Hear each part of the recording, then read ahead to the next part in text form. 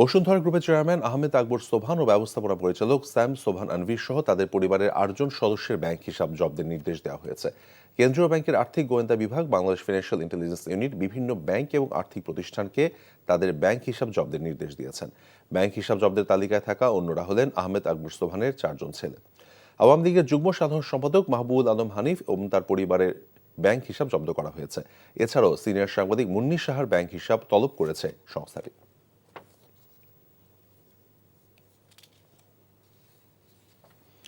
ছাত্রলীগের সন্ত্রাসীদের নির্মমতার বলি বুয়েট শিক্ষার্থী আবরার ফাহাদের পঞ্চমৃত্যুবার্ষিকী আজ।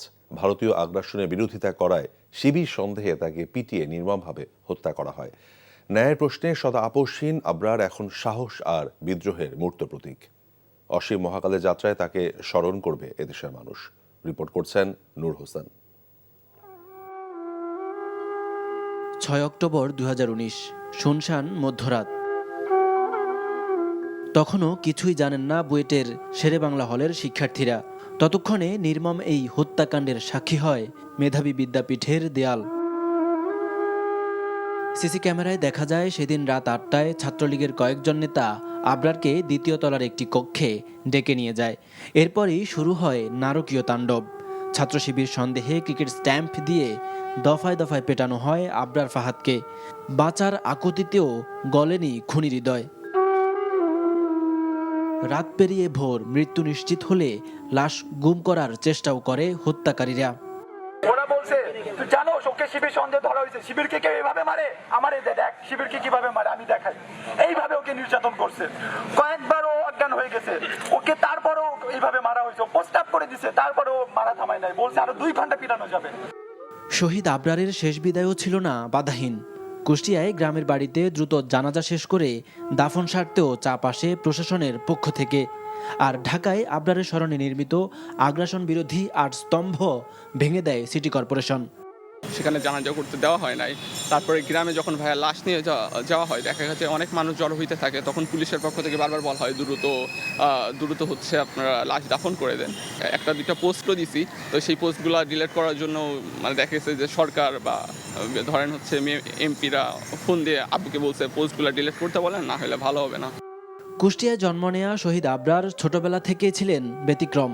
শিক্ষা জীবনে তীক্ষ্ণ মেধার স্বাক্ষর রাখা আবরার এখন আগ্রাসন আর আধিপত্যবাদের বিরুদ্ধে বিদ্রোহের এক মূর্ত প্রতীক। যতজনের বিপক্ষ ছিল আবরার ফাহাদ এবং বাংলাদেশের কোটি জনতা, এই কারণেই আবরার ফাহাদকে ছাত্রলীগ ভয় পেত। তার যে ফেসবুকে লেখা, এই লেখাটাকেই তারা ভয় পেয়েছে। আবরার ফাহাদকে তারা পিটিয়ে হত্যা করেছে ঠিকই, কিন্তু আবরার ফাহাদের জায়গায় শত শত কোটি কোটি আবরার ফাহাদ বাংলাদেশে আছে, সেই জিনিসটা কিন্তু দৃশ্যমান হয়েছে। জুলাই আগস্টের ছাত্র জনতার রক্তাক্ত বিপ্লব শহীদ আবরার ফাহাদের প্রতিবাদী চেতনাকে ধরেই এগিয়েছে বলে মনে করে আবরার ফাহাদ স্মৃতি সংসদ। জুলাইয়ের যে গণঅভ্যুত্থান হয়েছে, এটা তো আসলে একদিনের না। ইভেন এটা হচ্ছে গত কয়েক বছর আগেও যে শুরু হয়েছে তা না, এটা সেই 2009 সালের বা 2013 সালের কিংবা 2019 সালের প্রত্যেকটা কর্মকাণ্ডের সাথে জড়িত। আবরার হত্যাকাণ্ডের পর দেশব্যাপী প্রতিবাদের মুখে নিম্ন আদালতে খুনিদের শাস্তি হলেও এখনও উচ্চ আদালতে করা আপিলের নিষ্পত্তি হয়নি। বিচার শেষ করে দ্রুত সাজা কার্যকরের দাবি শহীদ পরিবারের। নূর হোসেন, এনটিভি নিউজ, ঢাকা। শেরপুরে বন্যা পরিস্থিতির উন্নতি হচ্ছে। 5টি উপজেলার মধ্যে 2টি উপজেলা থেকে পানি নেমে যেতে শুরু করেছে। উন্নতি হয়েছে ময়মনসিংহের বন্যা পরিস্থিতিও।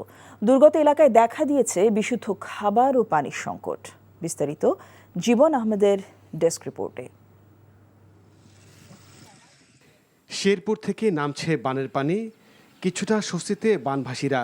বৃষ্টি না হয় শেরপুর, ঝিনাইগাতি ও নালিতাবাড়ী উপজেলার বেশিরভাগ এলাকা থেকে দ্রুত নামছে পানি।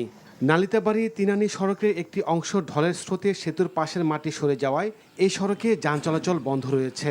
তবে নিচু এলাকার বন্যার পানি নামছে ধীর গতিতে। তলিয়ে আছে বিস্তীর্ণ ফসলি জমি। এখন একটু কম আছে আর কি পানিটা এখন, কিন্তু কিছু কিছু জায়গায় আছে এখনো প্রচুর পরিমাণ পানি আছে, যেগুলো জায়গা আর কি নামা জায়গা আছে, এই জায়গাগুলো পানিবন্দী মানুষ এখন অনেক কষ্টে আছে। বন্যার পানি কমে গেছে, কমাতে ধরেন সবাই মাছ মারতেছে আর কি। ময়মনসিংহের ধোবাউড়ায় বন্যা পরিস্থিতির উন্নতি হলেও হালুয়ারঘাটের বেশ কিছু এলাকায় অবনতি হচ্ছে। উজানের পানি নিম্নাঞ্চলে আসতে শুরু করায় এই পরিস্থিতির সৃষ্টি হয়েছে। ফলে হালুয়াঘাটে লক্ষাধিক মানুষ পানিবন্দী। অনেকে খাবারের সমস্যা আছে, রান্না বান্না করতে পারতেছে না, পাকঘরের পানি। আমার ঘর ভাঙ্গা হয়ে যাচ্ছে, তো আমি স্কুল করে আয় করছি আসলে আমরা এনে যে আইছি 3-4 দিন ধরে কতদিন যে তাহলে লাগে এটা তো শেষ না। দুর্গত এলাকায় ত্রাণ সহায়তা পৌঁছে দিচ্ছে প্রশাসন সহ বিভিন্ন স্বেচ্ছাসেবী সংগঠন। জীবন আহমেদ, এনটিভি নিউজ ডেস্ক। বন্যার খবর জানতে এখন যাচ্ছি শেরপুরে। আমাদের সঙ্গে সরাসরি যুক্ত হচ্ছেন স্থানীয় প্রতিনিধি কাকন রেজা। কাকন, শেরপুরে আজকের বন্যা পরিস্থিতি কেমন দেখছেন আমাদেরকে জানাবেন।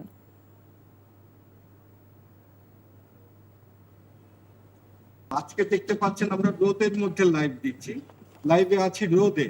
তো এ দেখেই বোঝা যায় যে বন্যা পরিস্থিতি ধীরে ধীরে উন্নতি হচ্ছে। ধীরে বলা যায় না, খুব দ্রুত গতিতেই উন্নতি হচ্ছে। আমি যে জায়গাটায় দাঁড়িয়ে আছি সেই জায়গাটা নিম্নাঞ্চল বলে শেরপুরে। এই বিস্তীর্ণ এলাকা দেখেন, আমার পেছনে দেখা যাচ্ছে বিস্তীর্ণ এলাকা প্লাবিত, কিন্তু এই এলাকাটাতে প্রতি বছরই বর্ষার সময় পানি থাকে।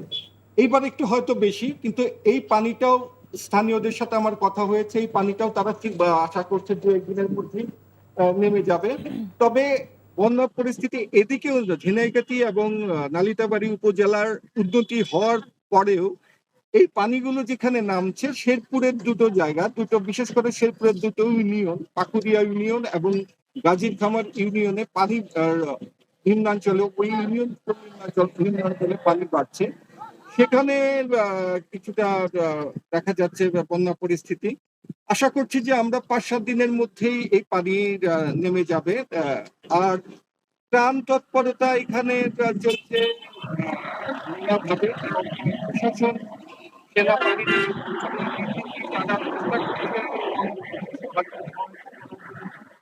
বেসরকারি সংস্থার মধ্যে আসন্ন ফাউন্ডেশন কাজ করছে ত্রাণের জন্য কাজ করছে, ছাত্র সমন্বয়করা এবং অন্যান্য স্বেচ্ছাসেবী সংগঠন এখানে কাজ করছে।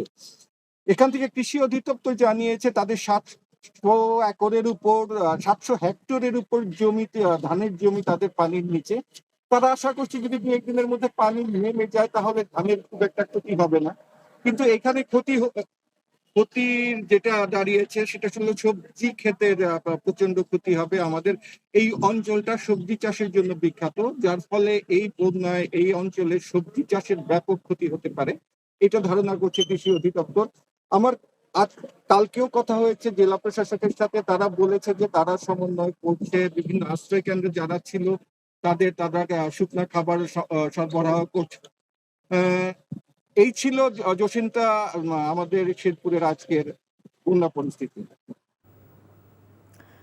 শেরপুর থেকে জানছিলাম বন্যার খবর।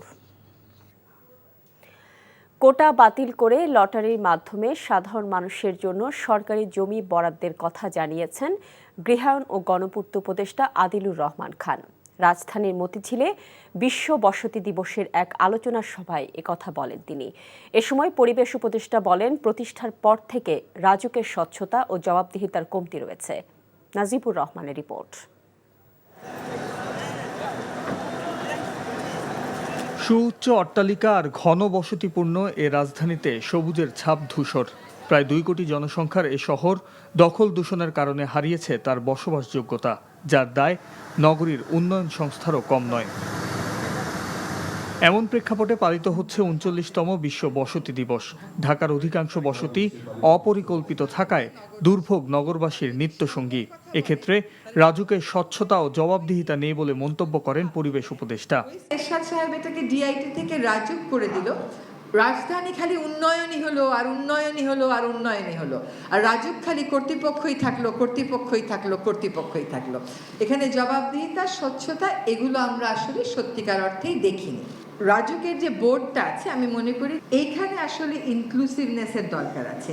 আমি যদি কয়েকজন খালি আমলা দিয়ে মনে করি যে রাজুক আমি চালিয়ে ফেললাম, নগরকে আমি ইনক্লুসিভ করে ফেললাম, এইটা আমার মনে হয় না আমরা সমাধানে পৌঁছাবো বলে। রাজুকের বোর্ডে তরুণ তরুণী নিলে সমস্যা কোথায়? কোটায় রাজুকের প্লট বরাদ্দ নেয়ার কড়া সমালোচনা করেন গৃহায়ন ও গণপূর্ত উপদেষ্টা। তিনি বলেন, কোটা পদ্ধতি বাতিল করে নিম্ন আয়ের মানুষের জন্য তা উন্মুক্ত করা উচিত। আমাদের এই চিন্তা কাজ এগুলোর মধ্যে দিয়ে অনেক ফ্যাসিলিটিস কিন্তু ধরে রাখা হয়েছে, যেমন এই কোটা সেই কোটা, কোটার কারণে আমরা এতগুলা প্লট নিব, কোটার কারণে আমরা অতগুলা করবো। সমস্ত কোটা উঠিয়ে দেন, জনগণের জন্য উন্মুক্ত করে দেন না কেন? সমস্ত কোটা উঠিয়ে দিয়ে লটারির মাধ্যমে কেন ঢাকা শহরের জমি দেওয়া হয় না? এই ফ্যাসিলিটিগুলি বন্ধ করে দিতে হবে। অন্তর্বর্তীকালীন সরকারের মেয়াদে রাজুক সহ সব নগর উন্নয়ন সংস্থার সংস্কার কাজ হাতে নেওয়ার কথা জানান উপদেষ্টারা। নাজিবুর রহমান, এনটিভি নিউজ, ঢাকা। বুয়েট শিক্ষার্থী আবরার ফাহাদ হত্যা মামলার আপিল দ্রুত শুনানির উদ্যোগ নেওয়া হবে বলে জানিয়েছেন অ্যাটর্নি জেনারেল অ্যাডভোকেট আসাদুজ্জামান। মামলাটির আপিল শুনানির অগ্রগতি নিয়ে নিজ কার্যালয়ে সাংবাদিকদের তিনি একথা জানান। রাষ্ট্রের সর্বোচ্চ এই আইন কর্মকর্তা জানান, এখন পর্যন্ত 19টি আপিল দায়ের হয়েছে, যদিও আপিলের পেপার বুক এখনো প্রস্তুত হয়নি। চাঞ্চল্যকর মামলার অগ্রাধিকারের ভিত্তিতে পেপার বুক হওয়া উচিত, তা না হলে বাদী বিবাদী উভয়ই ন্যায় বিচার থেকে বঞ্চিত হবে বলেও মন্তব্য করেন তিনি। 2019 সালের 6 অক্টোবর রাতে বুয়েটের শেরেবাংলা হলে আবরারকে পিটিয়ে হত্যার পরদিন 19 জনকে আসামি করে মামলা করেন আবরার ফাহাদের বাবা বরকতুল্লাহ।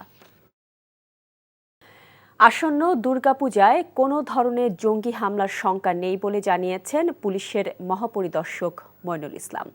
সকালে ঢাকেশ্বরী মন্দির পরিদর্শন শেষে সাংবাদিকদের একথা বলেন তিনি। পুলিশ মহাপরিদর্শক বলেন, কোনো পূজা মণ্ডপে কেউ বিশৃঙ্খলা করার চেষ্টা করলে কঠোর হাতে দমন করা হবে। যে কোনো ধরনের নাশকতা মোকাবেলায় আইনশৃঙ্খলা বাহিনী প্রস্তুত রয়েছে বলে তিনি জানান। আগামীকাল থেকে পূজা মণ্ডপের নিরাপত্তায় আনসার ও বিজেপি টহল শুরু করবে বলে জানান পুলিশ মহাপরিদর্শক।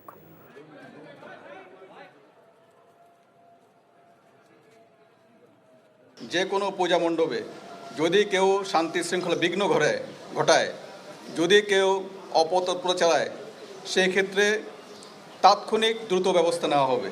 প্রতিটি পূজা মণ্ডপে পর্যাপ্ত সংখ্যক শৃঙ্খলা বাহিনীর সঙ্গে, আনসার বাহিনীর সঙ্গে ভলান্টিয়ার গ্রুপ রয়েছে, তারাও কিন্তু 24/7 কাজ করছে। সুতরাং কোথাও কোনো ধরনের বিশৃঙ্খলা অপতৎপরতার কোনো সুযোগ নাই। 7 দিনে 411 টন 300 কেজি ইলিশ মাছ বাংলাদেশ থেকে ভারতে রপ্তানি করা হয়েছে। বাংলাদেশে এইসব ইলিশ মাছ 1800 টাকা কেজি দরে বিক্রি হলেও ভারতে রপ্তানি করা হচ্ছে $10 বা 1200 টাকা করে। আনন্দবাজার পত্রিকা বলছে, এবার যে ইলিশ ভারতে আসছে তা ইউনুসের ইলিশ।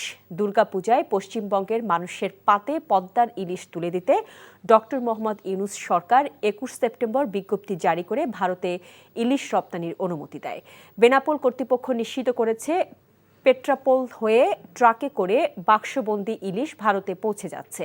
পরিসংখ্যান বলছে 26 সেপ্টেম্বর 20টি ট্রাকে 55 টন, শনিবার 15টি ট্রাকে 45 টন, রোববার 6টি ট্রাকে 19 টন, সোমবার 30টি ট্রাকে 89 টন, মঙ্গলবার 23টি ট্রাকে 70 টন, বৃহস্পতিবার 30টি ট্রাকে 92 টন, 5 অক্টোবর 13টি ট্রাকে 42 টন ইলিশ ভারতে পাঠানো হয়েছে।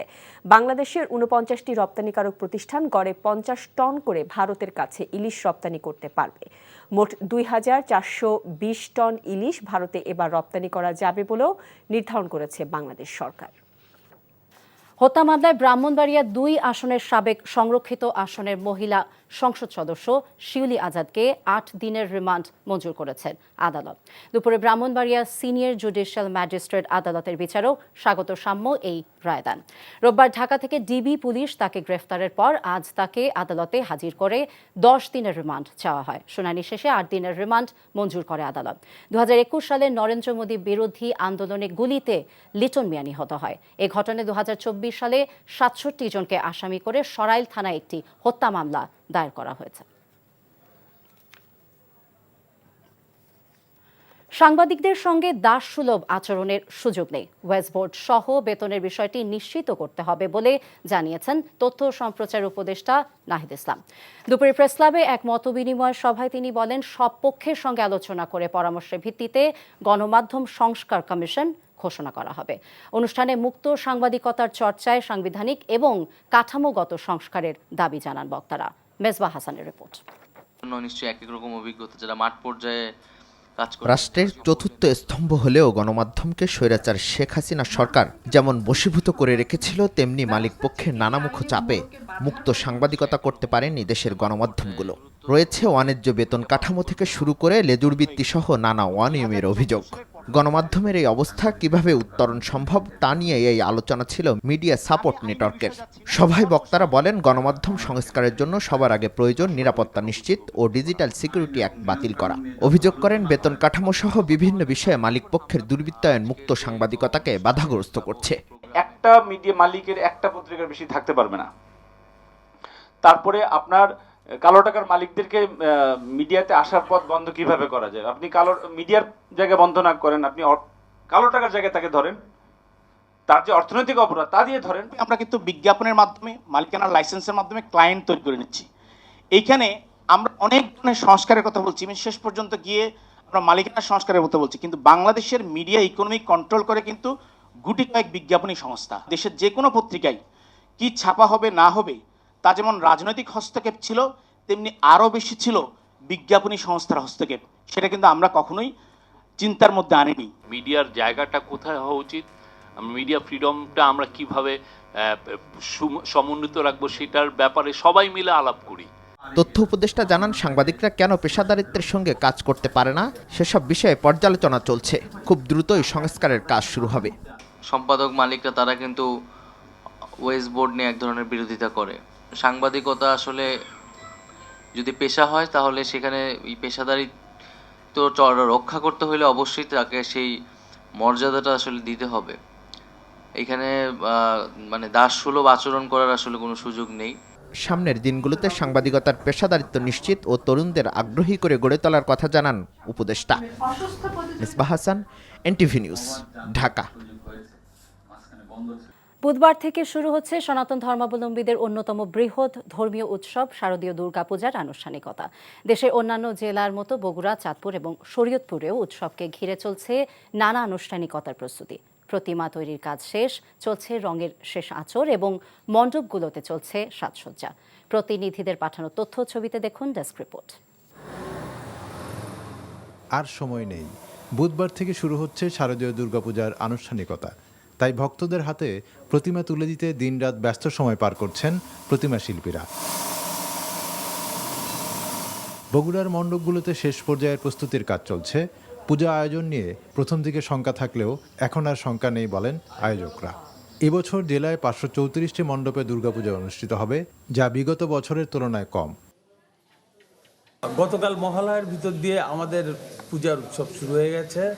মা আমাদের দোলায় আসছে এবং আগামী 9 তারিখ থেকে আমরা এই উপাসনা করব, মায়ের উপাসনা করব। যে পূজাটি উদযাপন করতে যাচ্ছি আমরা, এই পূজাটা আসলে সার্বজনীন পূজা, সবার জন্য এই পূজা, সবার কল্যাণের জন্য এই পূজা।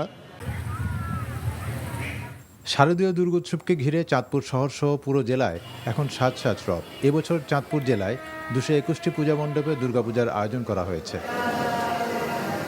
হাতের নিপুণ ছোঁয়া ও রং তুলির আঁচড়ে মনের মাধুরী দিয়ে শিল্পীরা গড়ে তুলেছেন প্রতিমা।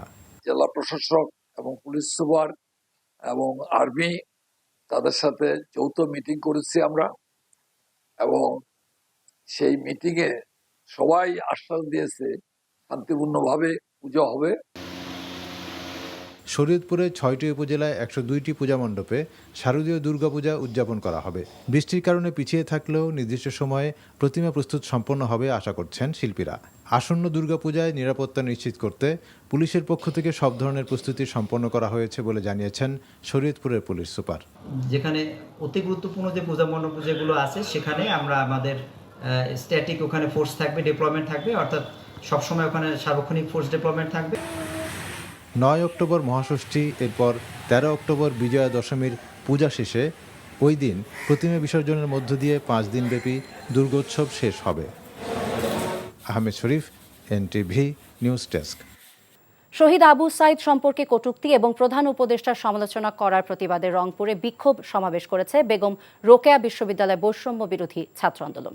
দুপুরে বিশ্ববিদ্যালয়ের সামনে শহীদ আবু সাইদ চত্বরে অনুষ্ঠিত এই সমাবেশ থেকে লালমনিরহাট জেলা প্রশাসনের নির্বাহী ম্যাজিস্ট্রেট তাপস সীতাবাস্য মুর্মীকে আইনের আওতায় এনে বিচার দাবি করা হয়। সমাবেশে বক্তব্য দিতে গিয়ে আবু সাইদের বড় ভাই রমজান আলী বলেন, বৈষম্য বিরোধী ছাত্র আন্দোলনে পুলিশের গুলিতে প্রথম শহীদ হন তার ভাই আবু সাইদ। ছাত্র আন্দোলনের নেতৃবৃন্দ বলেন, প্রশাসনে কর্মরত থেকে কিভাবে এই ধৃষ্টতাপূর্ণ বক্তব্য সামাজিক যোগাযোগ মাধ্যমে প্রকাশ করেন একজন ম্যাজিস্ট্রেট, তাকে শুধু ওএসডি নয়, আইনের আওতায় আনতে হবে। প্রায় 2 ঘণ্টা ব্যাপী এই বিক্ষোভ সমাবেশ অনুষ্ঠিত হয়।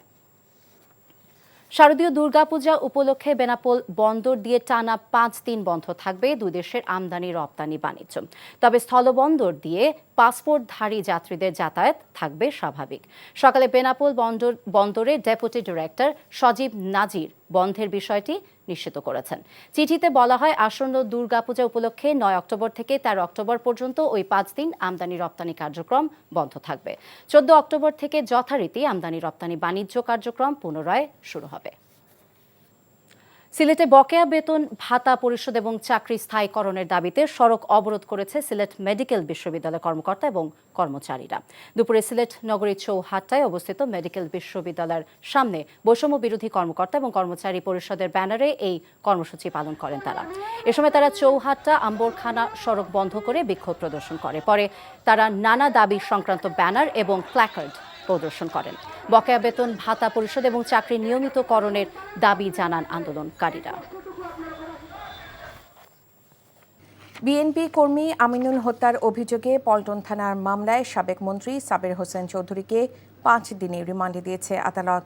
আর যুবদল নেতা শামীম হত্যার ঘটনায় পল্টন থানার আরেক মামলায় সাবেক 2 সচিব নজিবুর ও আমিনুলকে আদালত 3 দিনের রিমান্ডে দিয়েছে। এ সময় কোর্ট এলাকায় আসামিদের উপর ডিম নিক্ষেপ ও ধাওয়ার ঘটনা ঘটে। আবির আহমেদের রিপোর্ট।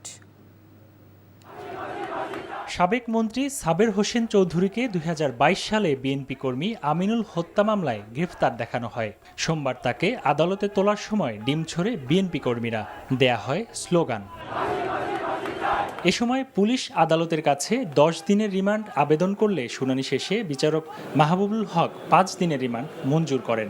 এই সাবের হোসেন চৌধুরী শেখ হাসিনার প্যাচি সরকারের একজন দোসর এবং সে গত নির্বাচনের সময় পিটার হাসের সঙ্গে সে বৈঠক করে এই শেখ হাসিনাকে নির্বাচনে বৈধতা দেওয়ার জন্য সে দোতালি করেছে এবং মুগদাতে ছাত্র জনতা যে আন্দোলন হয়েছিল, এই আন্দোলনের সময় যে মুগদাতে ব্রিজের নিচে গুলি করে যে আহত করা হয়েছিল, অনেকে হত্যা করা হয়েছিল, তাদেরকে চিকিৎসা দেওয়ার জন্য সেই মুগদা মেডিকেল কলেজের গেট বন্ধ করে দেওয়া হয়েছিল, তাকে চিকিৎসা করতে দেয় না এই সাবের হোসেন চৌধুরী। অপর 2 আসামি সাবেক মুখ্য সচিব নজিবুর রহমান ও সাবেক জননিরাপত্তা সচিব আমিনুল খানকে সিএমএম কোর্টে আনা হয়। 10 দিনের রিমান্ড আবেদনের প্রেক্ষিতে বিচারক মাহবুবুল হক 3 দিন করে রিমান্ড মঞ্জুর করেন। আরো 2 জন আসামি আমিনুল ইসলাম খান, আরো ছিল নজিবুর রহমান, তদন্তকারী কর্মকর্তা, তাদের জন্য 10 দিন রিমান্ড প্রার্থনা করেন। বিজ্ঞ আদালত প্রত্যেককে 3 দিন রিমান্ড মঞ্জুর করেন এবং তাদেরকে তদন্তকারী কর্মকর্তার হেফাজতে প্রদান করেন। রিমান্ডে সুপ্রিম কোর্টের বিধি পালনে ব্যবস্থা নেওয়ার নির্দেশ দেন আদালত। এ সময় বিএনপি নেতাকর্মীদের সাথে কোর্ট এলাকায় আওয়ামী লীগ ও ছাত্রলীগ নেতাকর্মীদের মারধরের ঘটনাও ঘটে। আবির আহমেদ, এনটিভি নিউজ, ঢাকা। সামাজিক যোগাযোগ মাধ্যমে বিতর্কিত পোস্ট দেয়ায় সাময়িক বরখাস্ত করা হয়েছে লালমনিরহাট জেলা প্রশাসকের কার্যালয়ের সহকারী কমিশনার তাপসী তাবাসসুম উর্মিকে। বিকেলে প্রধান উপদেষ্টা প্রেস উইং থেকে গণমাধ্যমকে বিষয়টি নিশ্চিত করা হয়। এর আগে রোববার তাকে বিশেষ ভারপ্রাপ্ত কর্মকর্তা বা ওএসডি করে প্রজ্ঞাপন জারি করেছিল জনপ্রশাসন মন্ত্রণালয়। ওএসডি করার একদিনের মাথায় সাময়িক বরখাস্ত করা হলো তাকে। সোমবার প্রধান উপদেষ্টার প্রেস উইং থেকে পাঠানো বিবৃতিতে বলা হয়, সাময়িকভাবে উর্মির অপরাধ প্রমাণিত হওয়ায় তাকে বরখাস্ত করা হয়েছে। সামাজিক যোগাযোগ মাধ্যম ফেসবুকে অন্তর্বর্তীকালীন সরকার ও বৈষম্য বিরোধী আন্দোলনে নিহতদের নিয়ে বিতর্কিত মন্তব্য করে পোস্ট দেওয়ার পর দেশজুড়ে সমালোচনা ঝড় ওঠে। এর জের ধরে অবশেষে সাময়িক বরখাস্ত হলেন নির্বাহী ম্যাজিস্ট্রেট উর্মি। বর্তমান সরকারের কাছে আবরার ফাহাদ হত্যার বিচার দাবি করেছেন আবরারের বাবা মোহাম্মদ বরকতুল্লাহ। সেই সাথে বিচার নিশ্চিতে তার সহপাঠীদের সাহায্য চান তিনি। সোমবার রাজধানী পলাশী মোড়ে আবরার ফাহাদের স্মৃতি সংসদ আয়োজিত স্মরণসভা ও আগ্রাসন বিরোধী 8 স্তম্ভ পুনর্নির্মাণ শীর্ষক অনুষ্ঠানে এমন দাবি জানান তিনি। স্মরণসভায় বিশ্ববিদ্যালয়ের গণরুম ও গেস্ট রুমে নির্যাতনের কথা তুলে ধরে বৈষম্য বিরোধী ছাত্র আন্দোলনের সমন্বয়ক সার্জিস আলম বলেন, সেই রুমগুলো ছিল সাধারণ শিক্ষার্থীদের দাস বানানোর ঘর। দৈনিক আমার দেশ পত্রিকার সম্পাদক মাহমুদুর রহমান বলেন, সুযোগ এসেছে ভারতীয় ফ্যাসিবাদের বিরুদ্ধে প্রতিবাদের। বক্তারা বলেন, ভারতের সাথে বিরোধিতা নয়, বরং প্রতিবেশী প্রতিবেশীর প্রতি জুলুমের বিরোধিতা করে বাংলাদেশের মানুষ। আমরা তো এখনো আমাদের হত্যার বিচার হয়নি, তা আমরা বর্তমান সরকার আছে, নিরপেক্ষ সরকার, অন্তর্বর্তীকালীন সরকার, ওনাদের কাছে আমাদের আহ্বান থাকবে আমরা যেন আবরাল ফাহাদের সঠিক বিচার করি। এই ছাত্র জনতার অভ্যুত্থানের পূর্বের দিন পর্যন্ত যে গেস্ট রুমগুলো হতো, প্রোগ্রামগুলো হতো, গণরুমগুলো হতো, তার প্রত্যেকটি প্রক্রিয়া ছিল এক একটি আবরার ফাহাদকে বিভিন্ন প্রক্রিয়া নির্যাতন করার, নিপীড়ন করার এক একটি প্রক্রিয়া। এই শহীদ আবরারকে আগামী 100 বছর পরে স্মরণ করতে চাই যে সে বাংলাদেশের একজন অসামান্য বীর ছিল, যেমন করে আমরা তিতুমিরকে স্মরণ করি। আমাদের একটা বিরাট সুযোগ এসছে ভারতীয় আধিপত্যবাদের বিরুদ্ধে জয়লাভ করবার জন্য। তারা তাদের লড়াইতে প্রথম ধাপ অতিক্রম করেছে, অর্থাৎ হাসিনার ফ্যাসিবাদের পতন হয়েছে। মাতার বাড়িতে গভীর সমুদ্র বন্দর প্রকল্প অনুমোদন দিয়েছে জাতীয় অর্থনৈতিক পরিষদের নির্বাহী কমিটি একনেক। এতে জাপান বিনিয়োগ করবে। এটি সহ সোমবার একনেক সভায় 24,413 কোটি টাকা ব্যয়ে 4টি প্রকল্প অনুমোদন দেওয়া হয়েছে। সোমবার একনেক সভা শেষে পরিকল্পনা ও শিক্ষা উপদেষ্টা প্রফেসর ডক্টর ওয়াহিদুদ্দিন মাহমুদ এ তথ্য জানান। তিনি বলেন, সভায় 4টি প্রকল্প অনুমোদন দেওয়া হয়েছে।